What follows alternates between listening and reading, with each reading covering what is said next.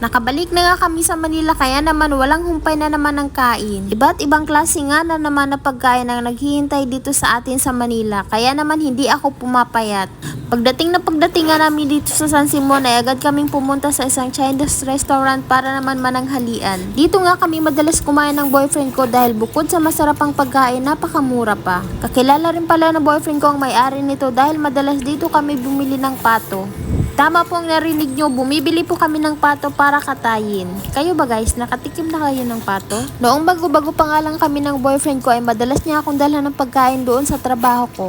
At nagustuhan ko nga rin ang mga pagkain na dinadala niya sa akin dahil sobrang sarap nito. Napakalambot nga ng pagkaluto at bago rin sa panlasa ko. At isa rin yun sa nagustuhan ko sa boyfriend ko, bukod sa mabait, galing pang magluto.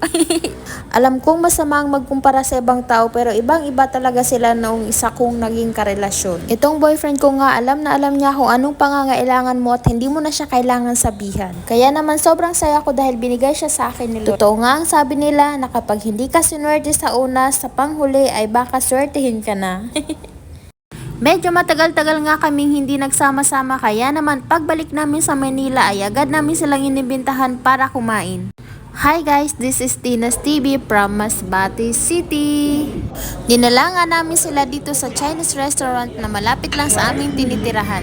Ang iba nga sa kanila ay nagsiuwian na at nagsialisan na kaya naman sila na lang ang natira. Kung matatandaan nyo nga si Jima ay nakasama na namin yan sa Cotabato. At si Kuya Jeffrey naman ay nakasama na namin yan sa Palawan. Ang kapatid ko nga lang at ang kapatid ni Kuya Jeffrey at itong si John Paul ang bago sa kanila. Kapag nagsama-sama nga kami ay masaya ako na nakikita silang masaya. Natatawa nga ako sa kanila dahil nahihirapan silang magamit nitong chopstick. Huwag kayo mag-alala dahil ganyan din ako noong una. Hanggang ngayon ay nahihirapan pa rin.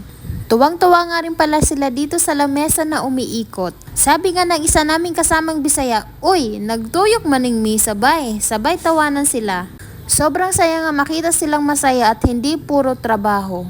Kung matatandaan nyo nga guys, ang huli naming banding ay noong nag-outing kami. At sobrang dami nga namin ng mga oras na yun dahil kasama ko rin ang mga kasama ko sa shop. Pinagsama-sama nga namin sila noon para mag-swimming. Kaya sobrang saya talaga kapag nakikita ko ang aming mga picture noon. Sa ngayon nga ay hindi na yun mauulit dahil may kanya-kanya na kaming mga buhay.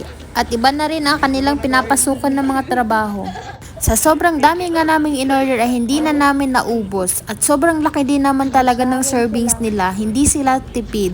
At hindi rin lugi ang mga customers nila sa binabayaran. Medyo may kamahalan nga dito pero worth it naman. Bukod doon sa isang restaurant na palagi naming kinakainan ay dito rin kami madalas kumain kasama ang mga kaibigan ng boyfriend ko. Kaya naman kung maramihan kayo ay mas okay na piliin ang itong restaurant na kinainan namin ngayon. Pero kung dalawa lang naman kayong kakain ay mas okay doon sa isang restaurant. Madalas nga ang sinaserve nila ay good for 2 person.